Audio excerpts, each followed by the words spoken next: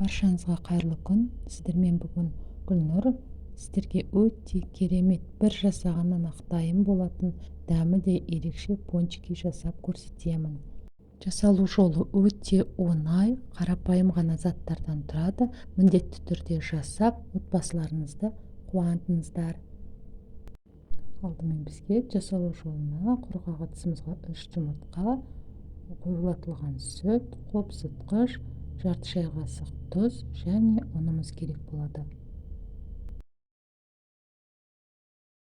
Пончики әзірлеуге кірісеміз. Осылай 3 жұмыртқаны жарып, одан кейін қоюлатылған сүт, яғни сгущенкамызды үстінен қосатын боламыз.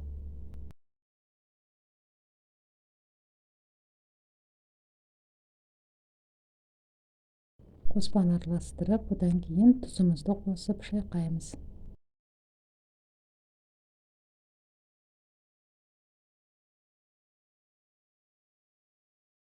Бізде ендігі кезекте ұнға қопсытқышты қосып, ұнды осылай електен өткізіп, аз мөлшерде қосып, жұмсақ қамыр илеп шығамыз.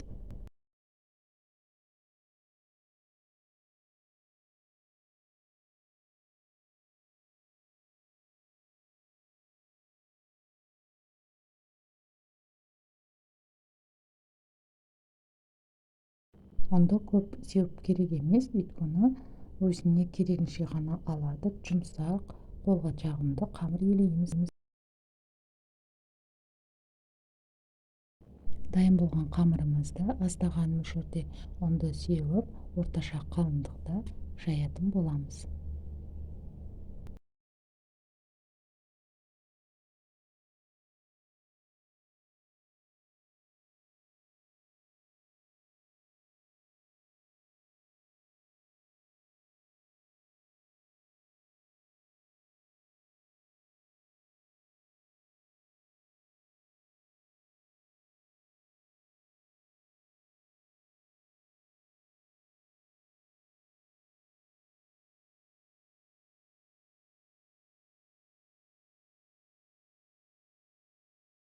Дайын болған қамырымызды осылай өздеріңіздегі бар формалармен келтіріп, кесіп ала берсеңіздер болады.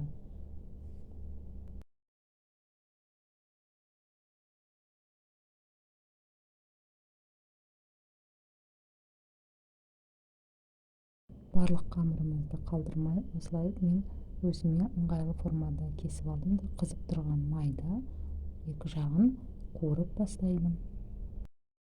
Пончиктерді міне майда қуырамыз, қатты қызартпай, осылай пісіріп аламыз. Иісі өте керемет.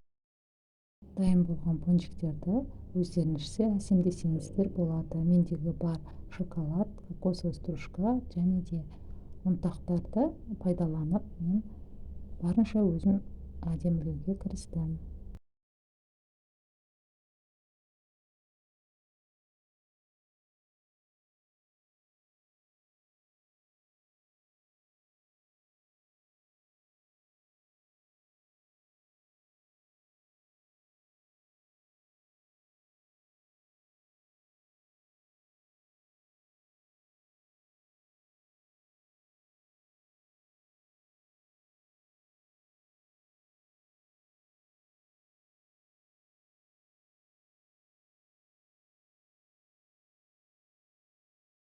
Өз қалауларыңызша әртүрлі әсемдесеңіздер болады. Мендегі пончиктер дайын болды. Сіздерге өзімнің керемет тағамдардың рецептісін ұсынатын боламын. Ол үшін YouTube каналыма кіріп, тіркелуді ұмытпаңыз. Және де лайк басып, пікір қалдырып отырыңыз. Сіздерге көп рахмет. Сіздермен болған Гүлнұр.